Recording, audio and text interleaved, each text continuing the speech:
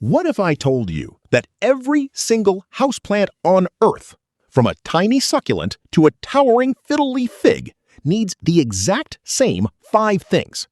Not 5 things per species, not 50 rules to memorize. 5. Once you understand them, you'll stop guessing plant by plant and start seeing every plant the same simple way. Let's break them down. In the last lesson, we talked about a fiddle-leaf fig that didn't survive its first 2 months. But I want to introduce you to a different plant now, a snake plant that's been sitting in the corner of an office for what the building manager estimates is at least 8 years. Nobody waters it on a schedule, nobody talks to it, nobody even really notices it, and yet it's thriving. Why? Not because that plant is magic, and not because the fiddle-leaf fig owner did anything wrong as a person. It's because, somewhere along the way, that snake plant landed in a spot where all 5 of its core needs happened to line up, even by accident. Once you understand what those 5 things are, you can stop relying on accident and start creating that same lineup on purpose for any plant you bring home. Chapter 1. Light, the non-negotiable foundation. Light isn't just nice to have, it's the raw fuel your plant runs on.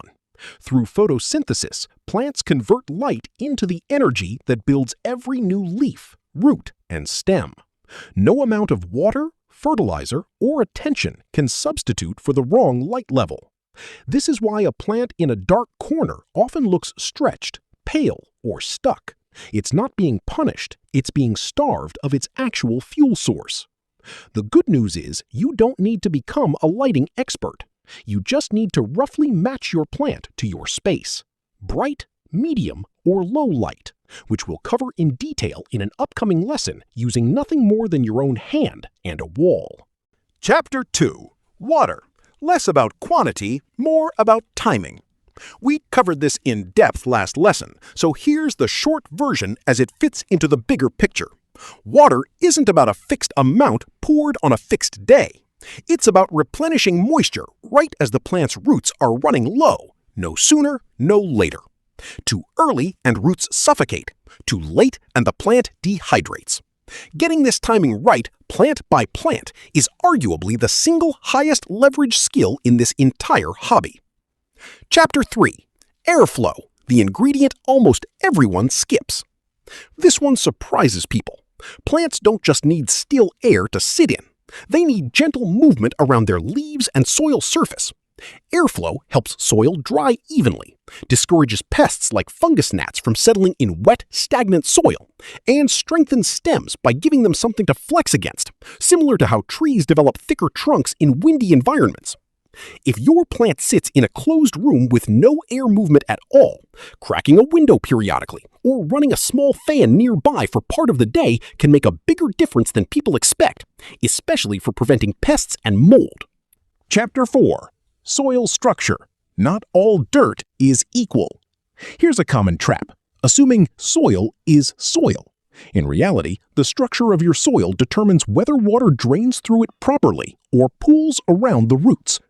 Dense, compacted soil, the kind many plants come in straight from the store, holds on to water far too long, quietly setting the stage for root rot weeks later.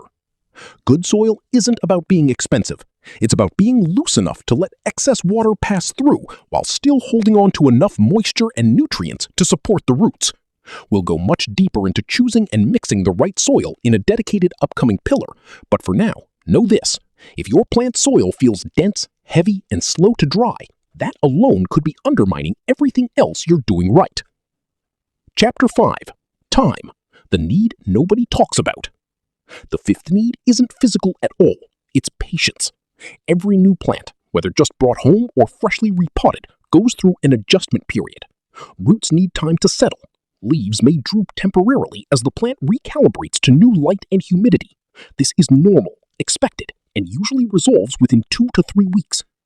The mistake most beginners make here is panicking during this adjustment window, overwatering out of worry, moving the plant repeatedly to fix it, or giving up entirely.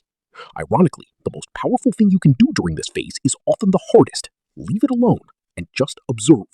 Light, water, airflow, soil structure, and time. That's the entire list.